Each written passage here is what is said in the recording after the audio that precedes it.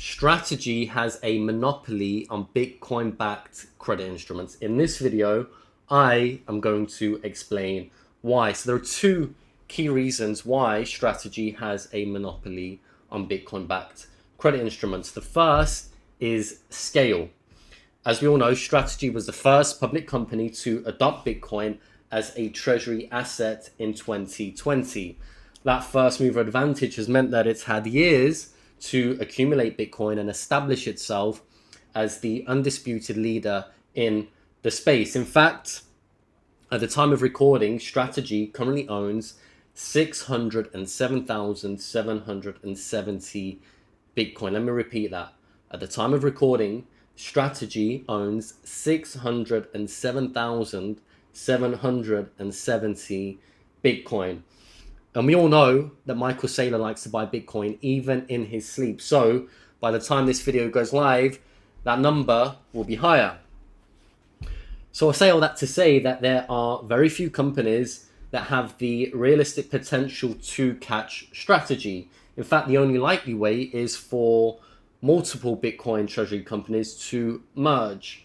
Now, why is the size of Strategy's Bitcoin stack so important? Well, for two reasons.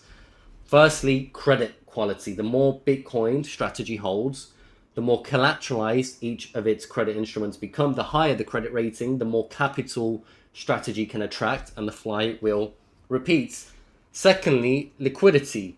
No other company can offer the level of liquidity that Strategy can, which is essential for creating deep tradable credit markets and ensuring institutional grade performance. Now, the second reason Strategy has a monopoly on Bitcoin-backed credit instruments is brand. Strategy isn't some new crypto yo-yo coin startup. Strategy has been a publicly traded company since 1998.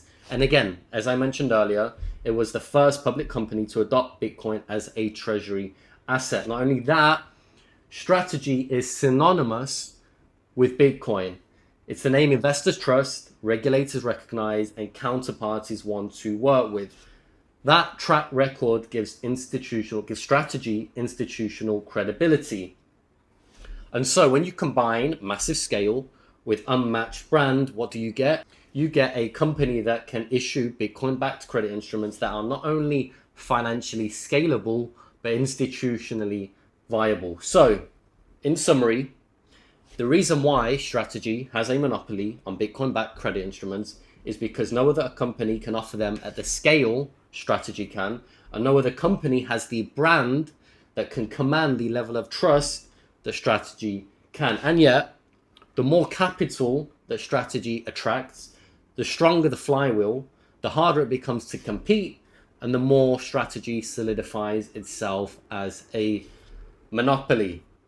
So hopefully this all made sense. Hopefully now you understand why Strategy is positioned to dominate the capital markets. I appreciate you all watching. And as always, until next time, remember the best is yet to come.